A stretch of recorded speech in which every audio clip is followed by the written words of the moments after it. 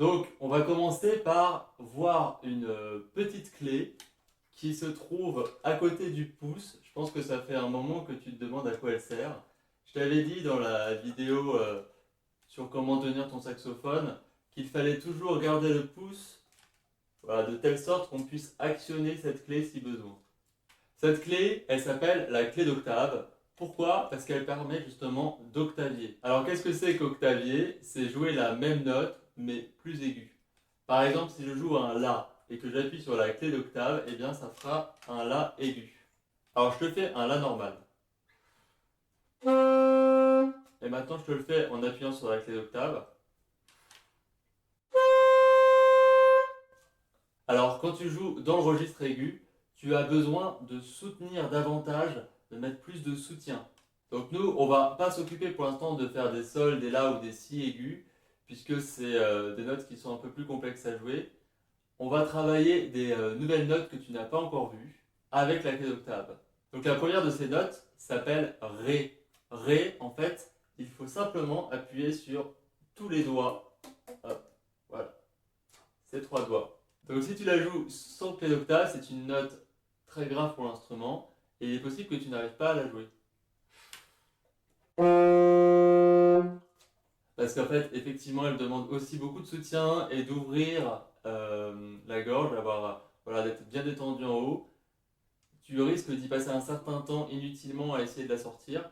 Je te conseille d'abord de commencer par la sortir avec la clé d'octave, surtout qu'on va l'utiliser simplement pour l'instant avec la clé d'octave. Donc il s'agit d'appuyer donc sur tous les doigts et tu rajoutes avec le pouce la petite clé d'octave.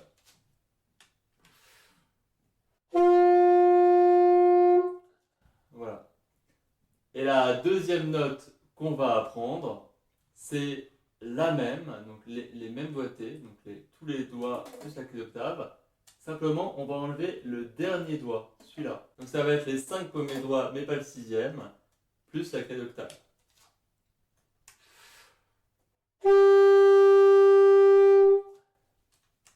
Enfin, la dernière note qu'on va apprendre, elle ressemble beaucoup au si. Tu te souviens, le si, c'est le premier doigt uniquement. Et bien, à côté, tu as une toute petite touche. Tu te demandes sûrement depuis longtemps à quoi elle sert. Eh bien, si tu joues le si et que tu joues en même temps la petite touche, ça fait un si bémol. Je te fais un si, normal.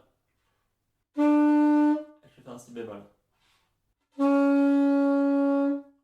Donc le si bémol est un tout petit peu plus bas que le si. Pour jouer ce si bémol, il faut utiliser le même doigt que pour le si. C'est là où est la difficulté dans l'affaire. C'est-à-dire que tu ne dois pas mettre ton deuxième doigt pour aller toucher le si bémol. Tu dois en fait mettre une partie de ton doigt sur cette clé-là et une deuxième partie là-dessus. Tu mets ton doigt entre les deux clés pour jouer le si bémol. Donc tu vois, tu mets vraiment ton doigt entre les deux clés, sur l'espace entre les deux clés, et tu vas appuyer sur les deux touches en même temps.